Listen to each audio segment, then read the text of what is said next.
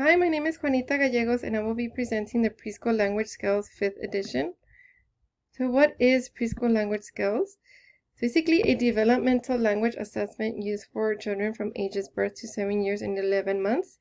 It is used to assess the language development and to identify the children who have a language delay or disorder. So the assessment focuses basically on the receptive and expressive language skills and provides both norm-reference and criterion reference scores.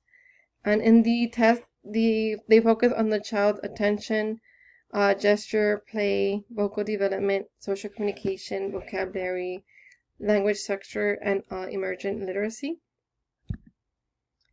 In the Pearson Assessment web.com website is where you will find more of the information about the preschool language skills. The Pearson website, you will see that the publishers for this were Dr. Erla Lee Zimmerman, Violet G. Steiner, and Roberta Evet Pond. And their phone number is stated here to get more information about this assessment. Within the preschool language scale, there is a standardization, which include two scales. The first one is auditory comprehension scale, and it's basically to evaluate the child's comprehension of language. And the evaluators will find the child's comprehension of basic vocabulary, concepts, morphology, syntax, and comparison and inferences, as well as emergent literacy. And they will also find the expressive communication skill in order to determine the child's how they communicate with others. And this includes their skills in naming, describing, expressing quantity, describing specific prepositions, grammatical markers, and sentence structures, as well as emergent literacy skills. In the standardization, you will also find supplemental measures that evaluators use, such as the language scale checklist, the articulation screener, and the home communication questionnaire. This one is very important because it includes the parents' evaluation and how the student or the child is language skills are at home. And these are basically used to just double check the scores and verify the results of the child's communication behavior. And within the preschool language scale, there are standardized samples. The first one that you will find is an English speaker standardized sample. Basically, they will use it's based on 1,400 children aged from birth through 7 years and 11 months. And this sample matches the updated U.S. Census figures by the demographic factors to find the students' age, sex, their geographical region, race, ethnicity, and as well as their primary caregivers' highest education level. In the standardized sample, the students cannot be given modifications, and they are required to use their primary language for all subjects of both comprehension and expression. As well, you will find the similarities within the bilingual Spanish speakers sample. The only differences is that their scores include 1,150 monolingual and bilingual Spanish-speaking children in the areas of the United States and Puerto Rico, as well as you will see that they are given without modifications and that the student must have speak Spanish as their primary language. Within the standardized sample of students with disabilities, I could not find much information about that. So the manual does not discuss whether the participants with disabilities were included in the standardization sample. This does affect a lot regarding the preschool language skills and how to find relevant samples, and as well as it can negatively impact the test ability to distinguish between typically developed children and children with disorders. So an administration of a preschool language skill would be kind of demonstrated within these steps. The first steps is to identify the setting. So the preschool language skill can be given in a school or home setting, but the most important part is that it must be given by a qualified evaluator, such as a speech-language pathologist, a psychologist, an educational diagnostician, and a bilingual education teacher. Following this, the evaluator will identify the chronological age of the student. And from there, the evaluator will give the manual, a kit, and the manipulatives specific to the student's age level.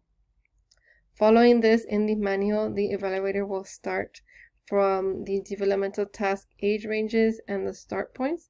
Basically, the differences between these is that the developmental task age range is the section where it is applicable for the student's age range, and the start point is the age range in which they will begin from.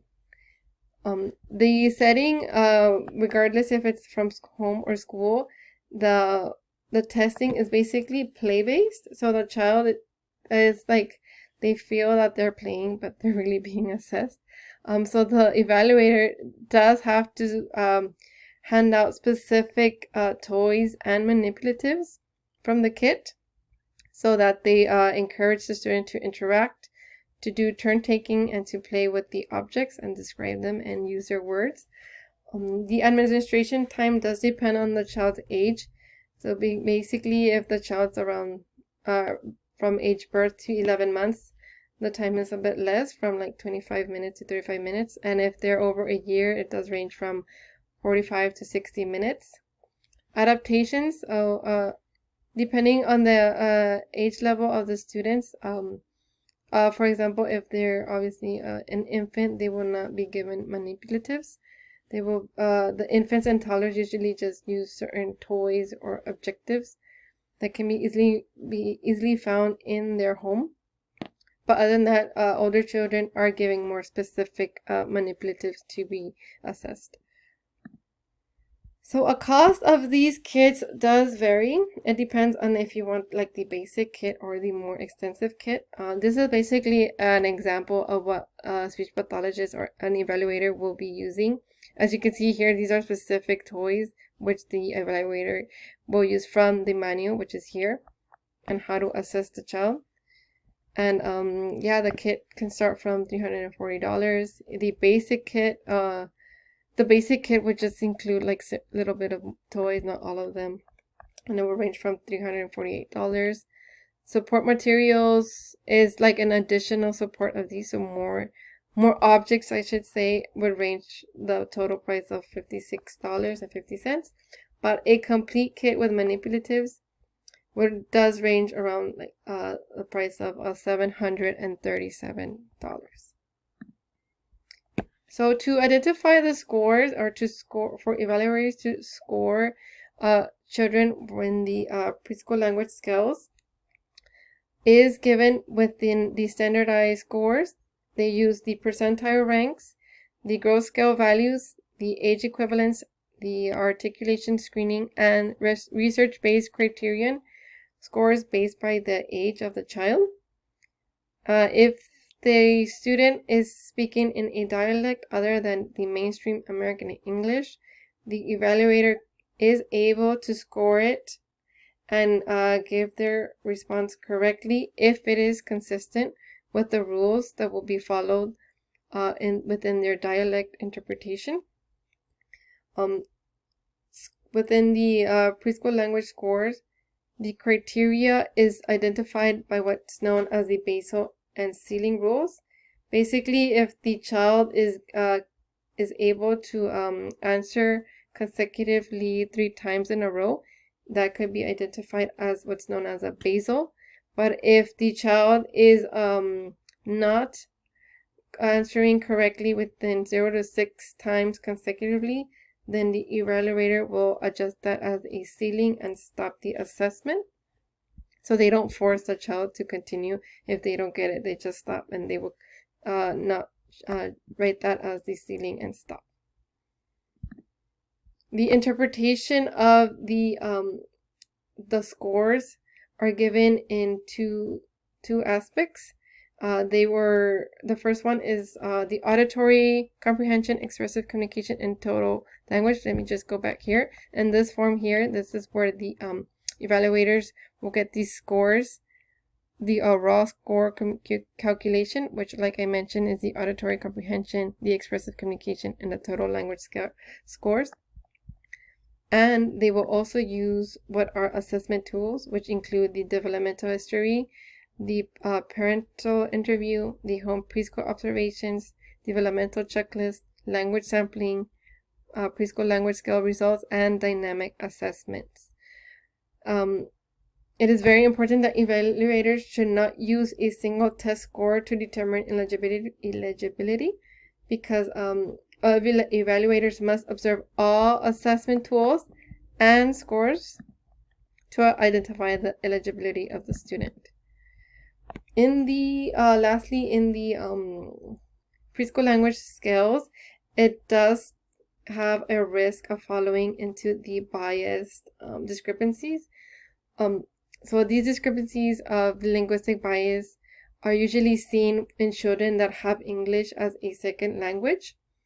So in this linguistic bias, children with English as their second language may show similar characteristics as with two children with specific language impairments when assessed by a language test. And at times, that's why it's very important that the evaluators do have a lot of knowledge of the second language, or their first language, I should say, just because it is important that they don't confuse it with other similar characteristics as a child with language impairment would demonstrate. So yeah, and with the American Speech and Language Hearing Association, they assert that the clinicians and evaluators need to have a diverse bilingual background and must be familiar with how the elements of language differ and how the second language acquisitions differ from a true disorder. Also, the preschool language scales modifications within the children with disabilities for the scores suggest that on how to modify scores for their special population, but the preschool language scores noted that these modifications in the test will affect the norms in the score, so they are yet to provide more opportunities for children with disabilities. Other than that, I thank you for listening to my presentation, and if you have any questions, please type them in the discussion post. Thank you.